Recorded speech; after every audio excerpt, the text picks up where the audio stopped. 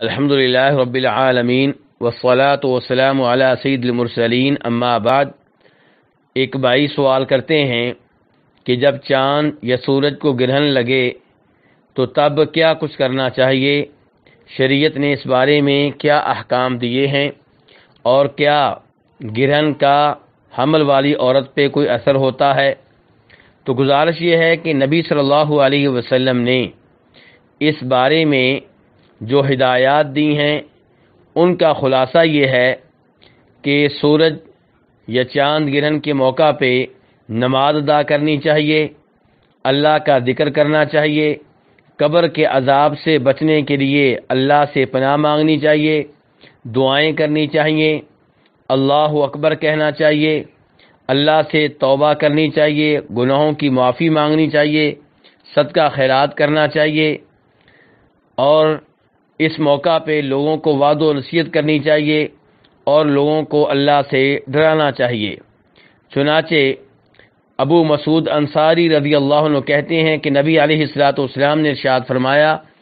ان الشمس والقمر آیتان من آیات اللہ، کہ سورج اور چاند اللہ کی آیتوں میں سے دو آیتیں ہیں، اللہ کی نشانیوں میں سے دو نشانیاں ہیں، ان کے ذریعے اللہ تعالیٰ اپنے بندوں کو خبردار کرتا ہے، انہیں ڈراتا ہے۔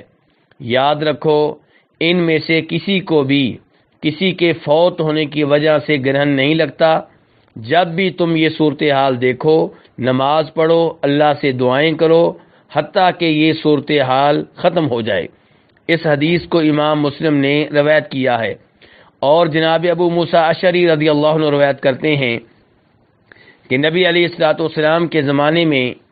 جب سورج کو گرہن لگا تو نبی علیہ الصلوۃ والسلام گھبرا گئے۔ آپ مسجد میں آئے، آپ نے لوگوں کو نماز پڑھائی، بہت لمبی نماز تھی،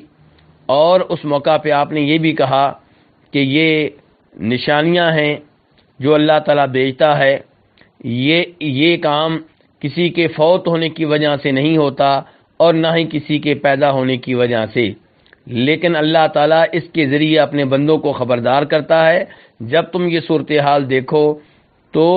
اللہ کے ذکر میں پناہ لو، اللہ سے دعائیں کرو، اللہ سے توبہ استغفار کرو۔ اور ایسے ہی جناب عائشہ فرماتی ہیں کہ نبی علیہ الصلوۃ والسلام نے فرمایا کہ جب تم یہ صورتحال دیکھو، اللہ سے دعائیں کرو اور اللہ کی بڑائی بیان کرو، نماز پڑھو، صدقہ خیرات کرو۔ اس حدیث کو امام بخاری نے روایت کیا ہے۔ تو خلاصہ کلام یہ ہے کہ جب سورج کو گرہن لگے، چاند کو گرہن لگے، تو یہ اللہ کی طرف رجوع کرنے کا وقت ہے، اللہ سے دعائیں کرنے کا وقت ہے، اللہ کے سامنے گڑگڑانے کا وقت ہے، توبہ و استغفار کا وقت ہے، صدقہ خیرات کا وقت ہے۔ یہ پکنک منانے کا وقت نہیں ہے، یہ دوربینیں لے کر ساحل سمندر پہ کھڑے ہو کر ایسے مناظر دیکھنے کا وقت نہیں ہے، بلکہ یہ اللہ کی طرف رجوع کرنے کا وقت ہے۔ اور رہی یہ بات کہ کیا اس کا حمل والی عورت پہ کوئی اثر ہوتا ہے، تو گزارش یہ ہے کہ ایسی کوئی چیز قرآن و حدیث سے ثابت نہیں ہے۔ یہ لوگوں کے وہم ہیں کہ وہ سمجھتے ہیں کہ اس کا حمل والی عورت پہ اور اس کے بچے پہ برا اثر ہوتا ہے، اور اتفاقاً ایسے موقع پہ کوئی عورت حمل کی حالت میں ہوتی ہے اور جب اس کے ہاں بچے کی پیدائش ہوتی ہے تو اس کے بچے میں کوئی مسئلہ ہوتا ہے، تو وہ اور لوگ اس امر کو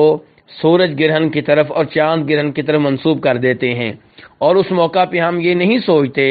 کہ جب سورج کو گرہن لگا تھا، چاند کو گرہن لگا تھا، تب کوئی ایک عورت حمل کی حالت میں نہیں تھی، بلکہ ہزاروں لاکھوں عورتیں حمل کی حالت میں تھیں۔ اگر ایک دو بچوں کے ساتھ ایسا ہوا ہے تو یہ تو اس دن بھی ہوتا ہے جب